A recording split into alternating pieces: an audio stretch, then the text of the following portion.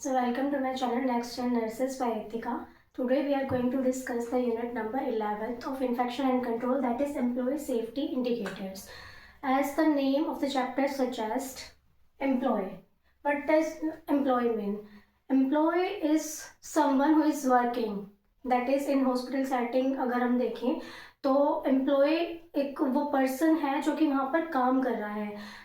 मतलब ऐसा नहीं है कि एम्प्लॉय सिर्फ वही होंगे जो मतलब नीचे पोस्ट पे काम कर रहे हैं. नहीं, एम्प्लॉय हर एक वो पर्सन है जो वहाँ पर काम कर रहा है. Not in the hospital settings only, कोई भी ऑक्यूपेशन सेटिंग है, कोई भी इंडस्ट्री है, वहाँ पर जो भी पर्सन काम कर रहा है उसे हम एम्प्लॉय कहते हैं. लेकिन इन nursing we are separately studying about the healthcare setting. So in healthcare setting, employee is a worker who work for hospital settings. That is, इसमें आ जाएंगे सभी डॉक्टर्स, नर्सेस या फिर जो भी स्टाफ है, जो भी हॉस्पिटल स्टाफ है, वो सब आ जाएंगे हमारे एम्प्लॉय में.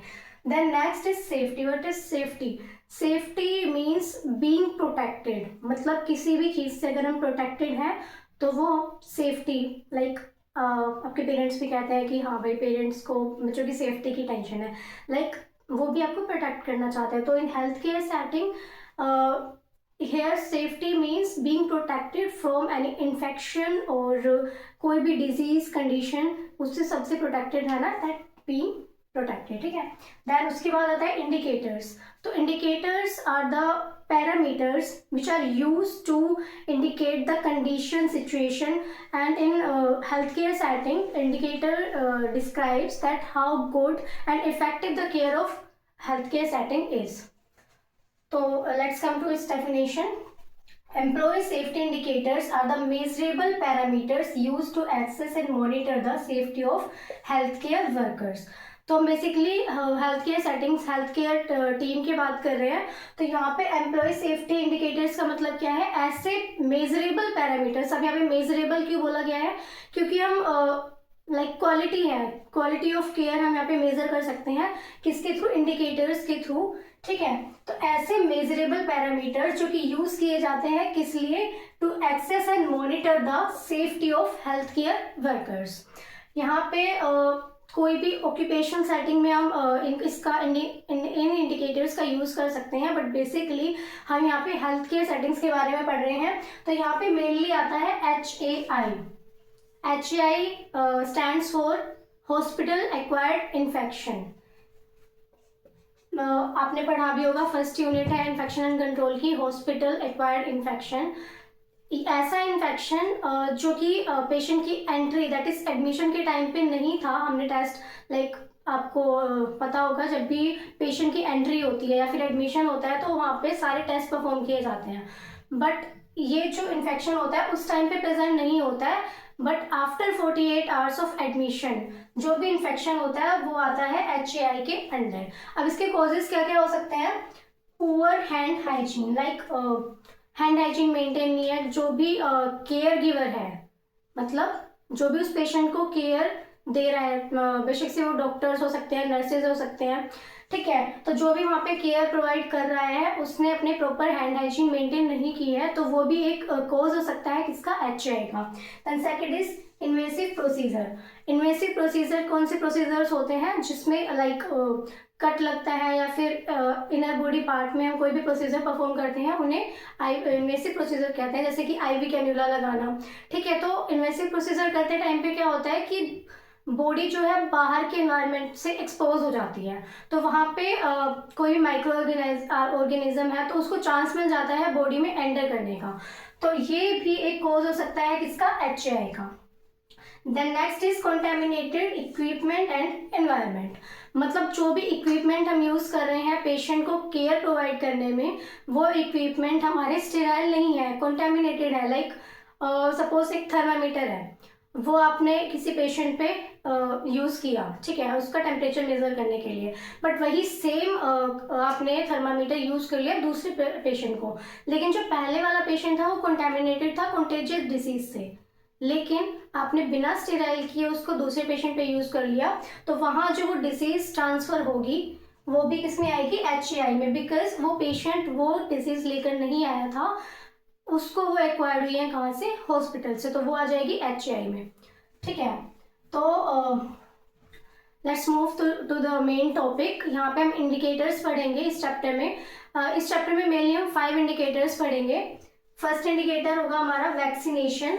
वैक्सीनेशन लाइक कोई भी वैक्सीन हम इंड्यूस कर रहे हैं किसी भी हेल्थ केयर वर्कर को, ठीक है। देन उसके बाद आता है needle stick injuries. Needle stick injuries, NSI stands for needle stick injuries, मतलब कि कोई भी शार्प ऑब्जेक्ट है, शार्प निडल है, उससे किसी भी हेल्थ केयर वर्कर को अगर इंजरी होती है तो वो NSIs में आते हैं। हम इसमें पढ़ेंगे कि इसके कॉजेज क्या क्या हो सकते हैं, इसको हम कैसे प्रिवेंट कर सकते हैं, इसकी नर्सिंग रिस्पॉन्सिबिलिटीज।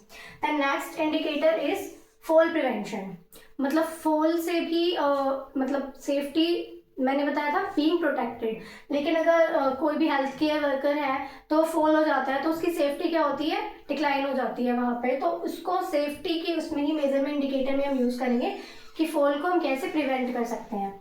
एंड उसके बाद आता है रेडिएशन सेफ्टी, ये भी हम इंडिकेटर यूज़ करेंगे। Then next is annual health check, मतलब एनुअली आपने भी देखा होगा कि हर एक इंडस्ट्री में मोस्टली, नोट हर एक में तो नहीं होता है, पर मोस्टली जो इंडस्ट्रीज होती हैं या फिर मेनली इन हेल्थ केयर सेटिंग एक एनुअल हेल्थ चेकअप होता है, जिसमें कि एनुअली सारा बॉडी चेकअप किया जाता है किसी भी हेल्थ केयर वर्कर का, उसको देखने के लिए कि उसको कोई इन्फेक्शन तो नहीं है या फिर हॉस्पिटल से ही कोई एक्वायर्ड तो नहीं हो गया इन्फेक्शन, ये सब देखने के लिए। So let's come to the first indicator, that is vaccination. So vaccination is the administration of a vaccine to stimulate the immune system against specific infectious disease. तो व्हाट इज वैक्सीनेशन? वैक्सीनेशन एक ऐसा procedure है जिसमें हम एक vaccine को administer करते हैं किसी भी हेल्थ केयर टीम, अब स्पेसिफिकली हेल्थ केयर टीम के बारे में बात करें तो हेल्थ केयर टीम मेंबर को हम कोई वैक्सीनेशन अगर एडमिनिस्टर करते हैं तो उस प्रोसेस को वैक्सीनेशन बोला जाता है। और getting vaccinated is a very very very important for the health care team, because वो पेशेंट के एक्सपोजर में ज़्यादा रहते हैं। लाइक उनका जो एनवायरनमेंट होता है वो भी ऐसा कंटामिनेटेड हो सकता है जिसकी वजह से उन्हें इन्फेक्शन कॉज हो जाए। तो vaccination is a very very important procedure performed in health care centres.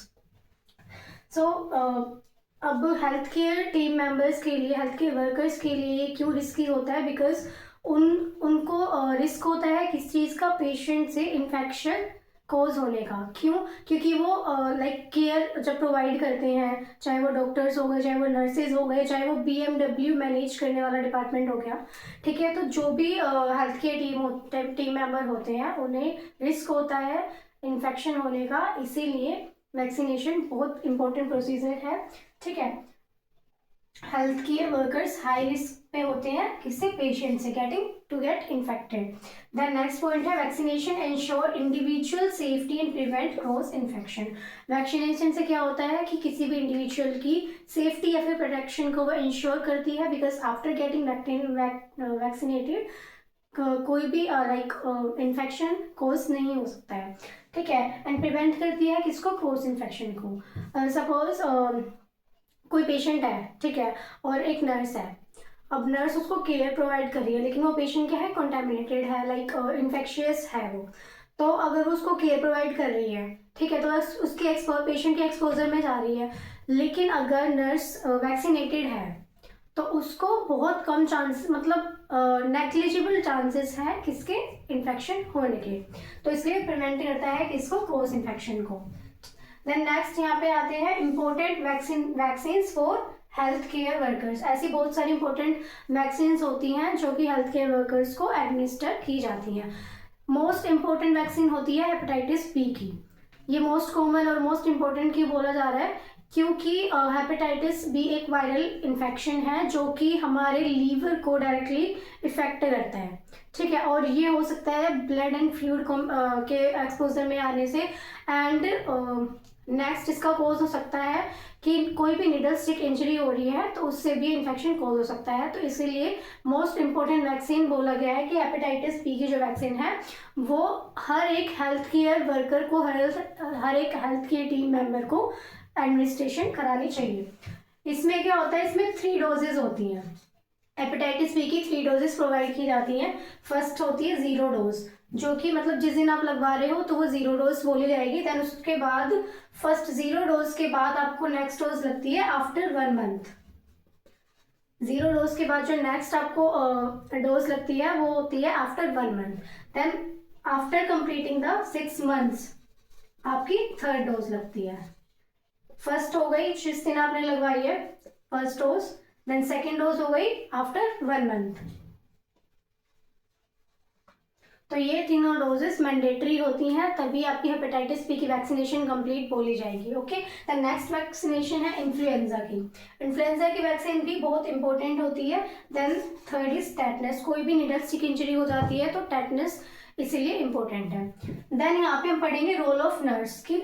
Nurse का क्या क्या रोल होता है वैक्सीनेशन इंडिकेटर में। फर्स्ट है educate staff and important of vaccine.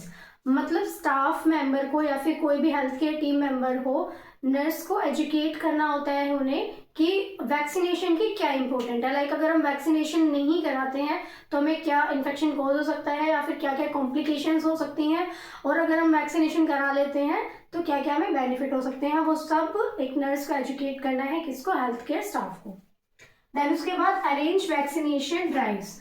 आपने देखा होगा कि बहुत सारी ऐसी वैक्सीनेशन ड्राइव्स भी होती हैं, नॉट फॉर चिल्ड्रंस ओनली। जैसे कि पोलियो होती है, पोलियो किसके लिए होती है? पोलियो ड्राइव चिल्ड्रंस के लिए होती है। लेकिन ऐसी ही ड्राइव गवर्नमेंट हॉस्पिटल्स में हेपेटाइटिस बी वैक्सीनेशन की लगाई जाती है।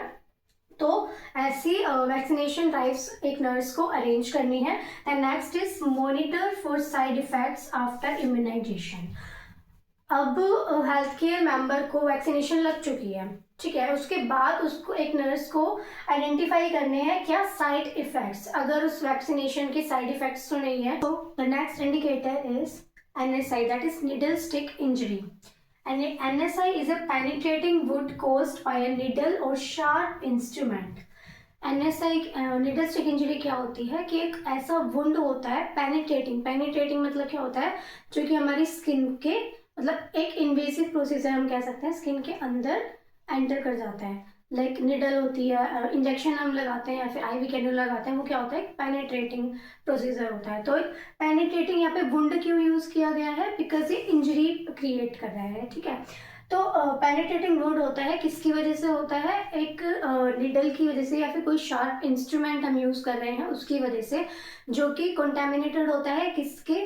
ब्लड के एक्सपोजर में या फिर बॉडी फ्लूइड, ठीक है, जो कि क्या इससे क्या कोज कर सकता है? HIV कोज कर सकता है, HPV कोज कर सकता है, HCV ट्रांसमिट कर सकता है। मतलब ये जितने भी वायरल हमारे डिजीज है, वायरल इन्फेक्शन है, जो भी पेशेंट को हो रखे हैं, अगर हम निडल स्टिक इंजरी हमें होती है तो हमें चांसेस है कि हमें ये सब इन्फेक्शन हमें कोज हो सकते हैं। ओके, तो जो इनके कॉमन कॉजेज होते हैं वो क्या होते हैं? रीकैपिंग नीडल, मतलब हमने इंजेक्शन लगाया, लाइक कोई भी वैक्सीनेशन इंजेक्शन कुछ भी हमने पेशेंट को लगाया, ठीक है, देन उसके बाद हमने इंजेक्शन आउट कर लिया। अब हम कोशिश कर रहे हैं कि उसको रिकैप करें, like this is the injection.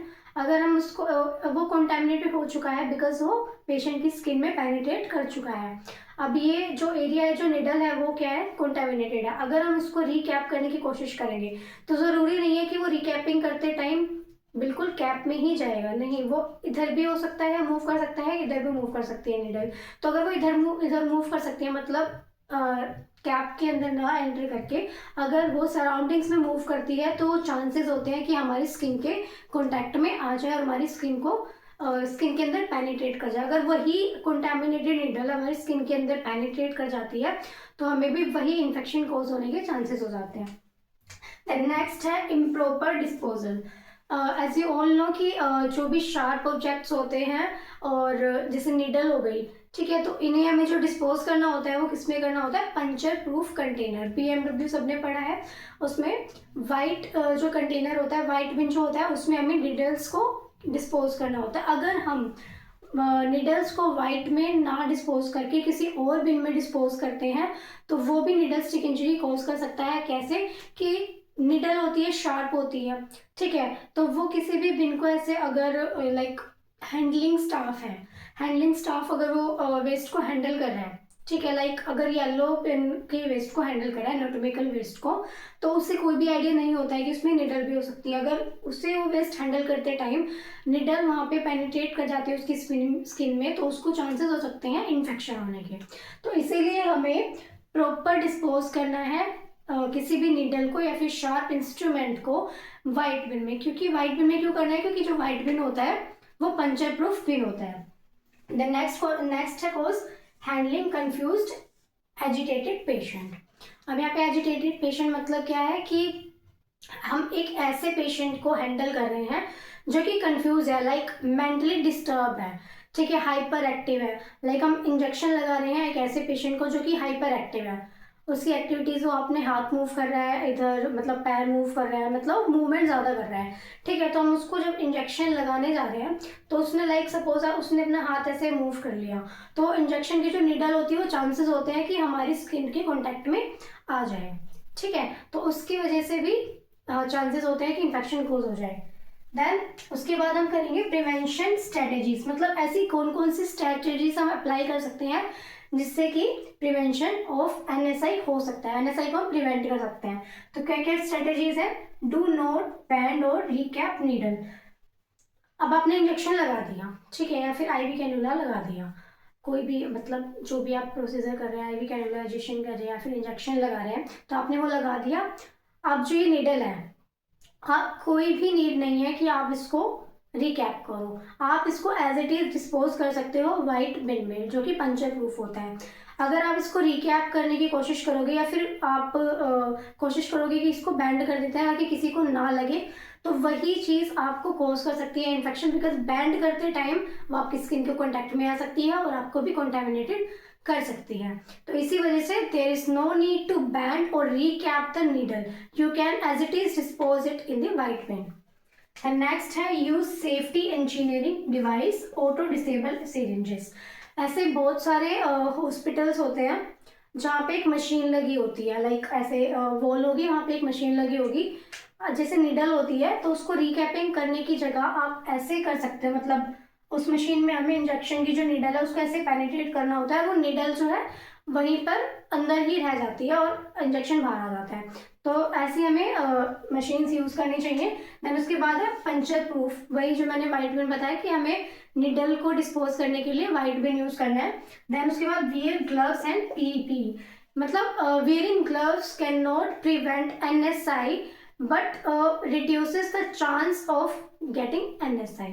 Okay, मतलब प्रॉपरली इसका कोई ऐसा सॉल्यूशन नहीं है कि अगर हम ग्लव्स पहन रहे हैं तो हमें एनएसआई नहीं हो सकता, बिकॉज जो निडल होती है वो ग्लव्स को भी क्रॉस कर सकती है, शार्प निडल। तो मतलब ये प्रिवेंशन स्ट्रेटजीज में है पर प्रॉपर क्योर नहीं कर सकता है, ठीक है।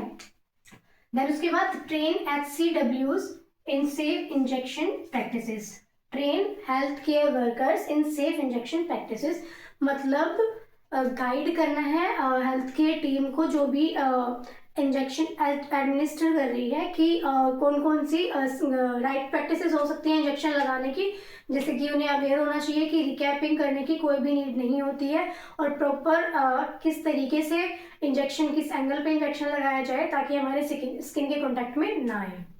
सो ये हमारा हो गया एनएसआई का।